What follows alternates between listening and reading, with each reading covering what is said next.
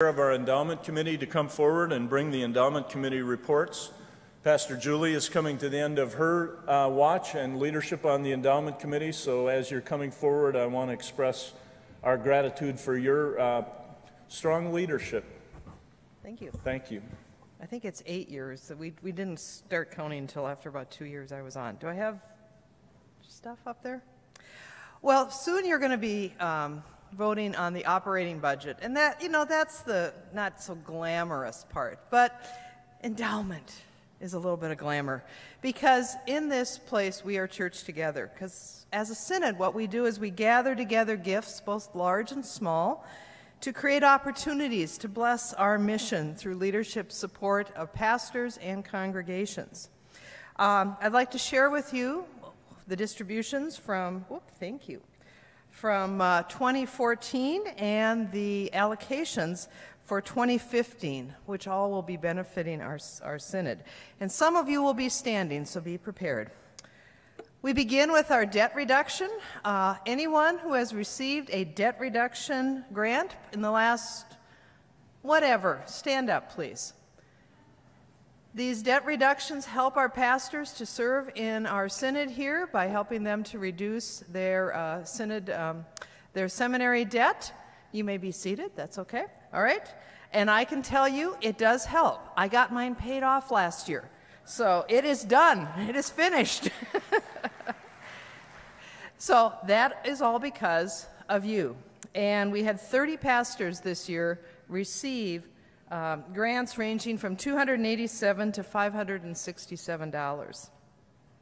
Well, then we've got our scholarships and our, there we go, scholarships. In 2014, Joyce loves it when we call her. We go, here's your scholarship money to give out, Joyce. And as you see there, we had a total of about 16,000, a little over 16,000. 3 seminarians received scholarships of 5,400. The Lutheran Men in Mission have their own scholarship that we help manage, but they distribute. That was an $8,500 scholarship to 2 seminarians. And Green Lake Bible Camp also has a scholarship. So if you have received a scholarship, would you please stand? This is all of us working together. Aren't we awesome? Please be seated. And some of those, just here's a picture of some of the ones who have received, who are working in our synod.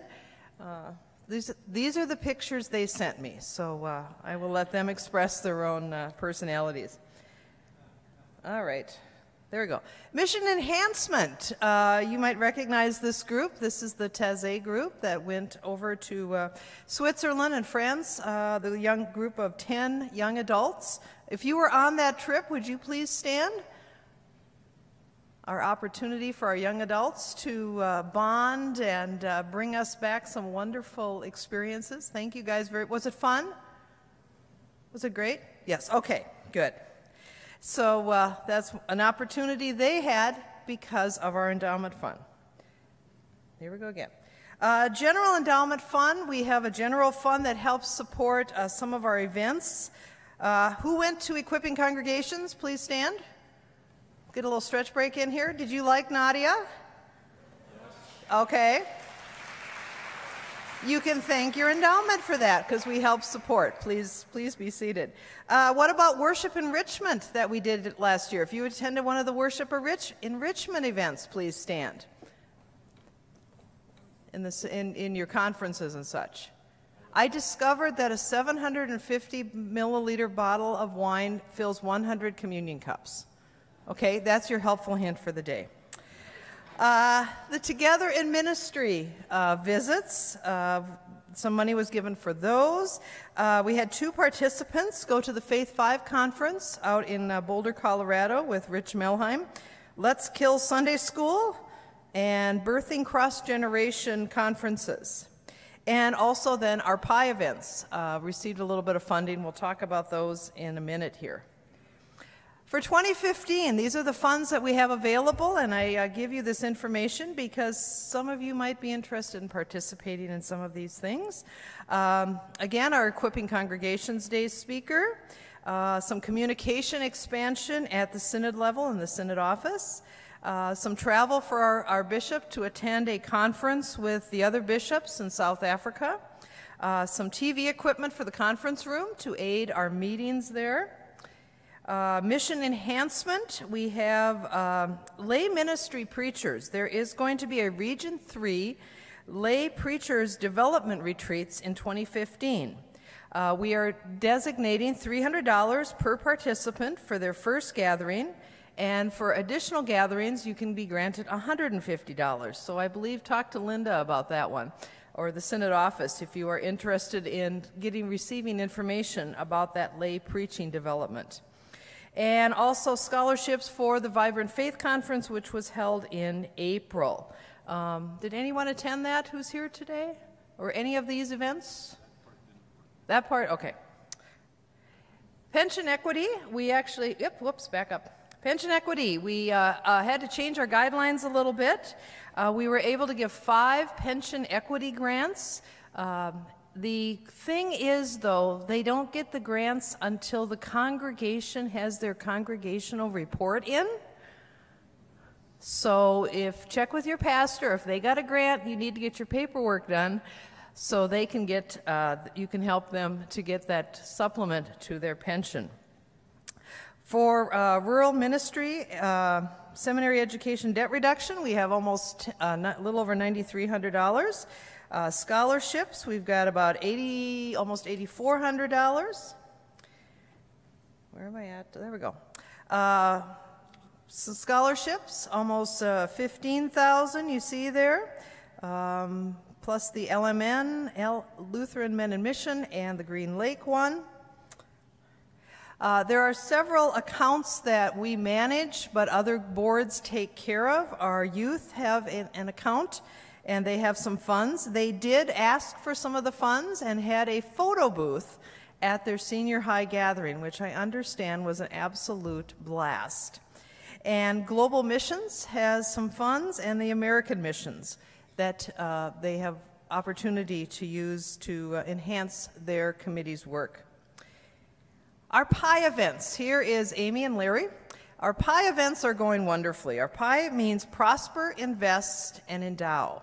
It's an opportunity for helping families in particular to have those tough conversations, but yet life-giving conversations for exploration of family values and a sharing of love that becomes their legacy rather than families fighting.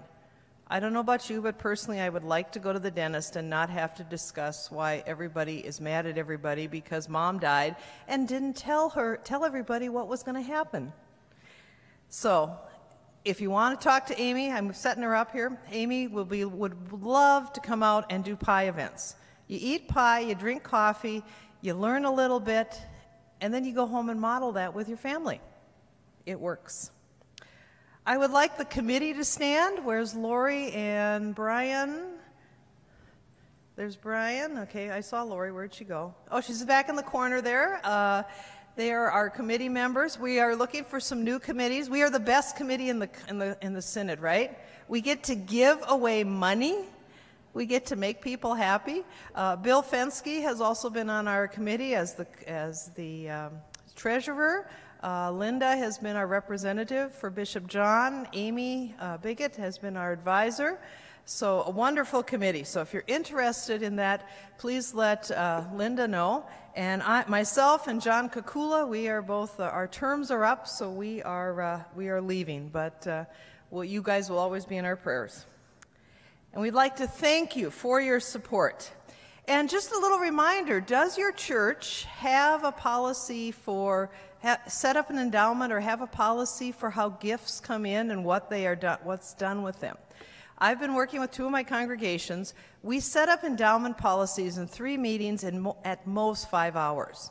All you do is go on the internet and borrow from Presbyterians are really good, Methodists are really good, and other churches. They will gladly share them with you. You go, I like this, I like that, put it together, change the name, and you've got a policy. So when you are gifted in the future, because in most cases it's not a matter of if, but when.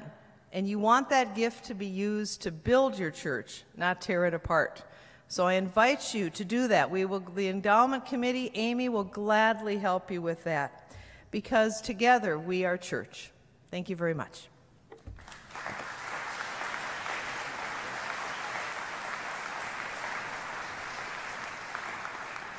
So we're very excited to have Amy Bigot here, who is our planned giving person for our synod. We work with Northwest Minnesota, and Amy has begun to serve and is traveling around our synod helping congregations and individuals think about how they might give in the future. Amy, let's give her, well, you've already got a welcome.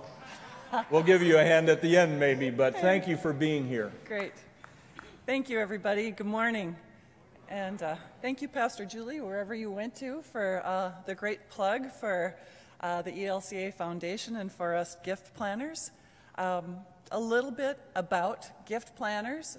I'm sure you've heard the term maybe, but when I first came into this role and learned about gift planning, I wanted to know exactly what all those responsibilities were, of course, right? So as a regional gift planner, I've got two primary functions. The first one is to help congregations establish and grow their endowment funds. So the Endowment Fund for the Southwest Minnesota Synod, as Pastor Julie just talked about, is a fund that's been invested with the ELCA Foundation. The second role is to assist congregation members with their legacy plans. So let's talk about endowments a little bit first.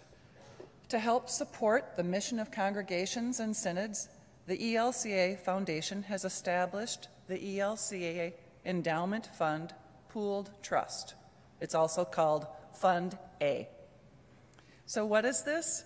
Fund A is an investment tool for congregations that's used to fund current and future ministry. Its goals are to generate stable quarterly distributions. The current distribution rate is 4.25%. Another goal is to preserve the purchasing power of those underlying assets. The ELCA is the administrator of the fund, the investment advisor is Portico, and the Bank of New York Mellon serves as the custodian for the account. The funds, of course, grow through interest and dividends, but the primary way that your endowment fund grows is through legacy and estate gifts from the faithful stewards of your congregation. So the distributions from that endowment fund are what you can support your ministries, your mission and ministry, just as Pastor Julie said here today, the gifts that were distributed. I've had the great fortune of getting to be a speaker in congregations when they are giving out their gifts. I was recently at Salem Lutheran in St. Cloud when they gave out scholarships to their graduating seniors that were part of an endowment that a retired an educator who had passed away had left her legacy into the endowment fund to leave gifts to graduating seniors. What a beautiful example of a faithful steward who left a lasting impact. On that note, I also provide legacy planning services. We as regional gift planners work to assist congregations and their members with their legacy and their estate plans. We provide legacy planning seminars where we discuss the importance of creating your legacy, communicating those plans to your loved ones, and finally discussing how to distribute your assets using tools that maximize gifts both to family and to ministry. The ELCA Foundation has put together a suite of gift-giving tools to help make your legacy planning successful. Deferred giving vehicles, including wills, help to create effective, efficient estate plans that will generate the greatest impact in achieving the goals you wish to accomplish with the assets you have accumulated throughout your life. We talk about being faithful stewards who leave that lasting impact. I want to share with you that my services are free, family-focused, and we have nothing to sell. Our services are free as our costs are covered through support from the ELCA and our partners. Our services are family-focused in that we begin with your goals for your loved ones and look for the best way for you to do everything you wish to do for them while considering tax-saving charitable giving options. And you have nothing to fear, as we have nothing to sell.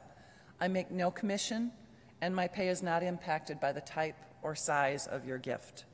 That allows me to fully focus on your goals. Additionally, as Pastor Julie said, Larry Stringy, I saw him here a second ago, Larry Stringy and I work together to provide the pie workshops. If this is something that you're interested in, please contact either Larry or myself. We'd be happy to talk about that further. And I encourage you to think about this and to invite me to come to your congregation to give a legacy seminar. If you're interested in contacting me, I do have my business cards on the back table. So please think about it and give me a call. Thank you for your time.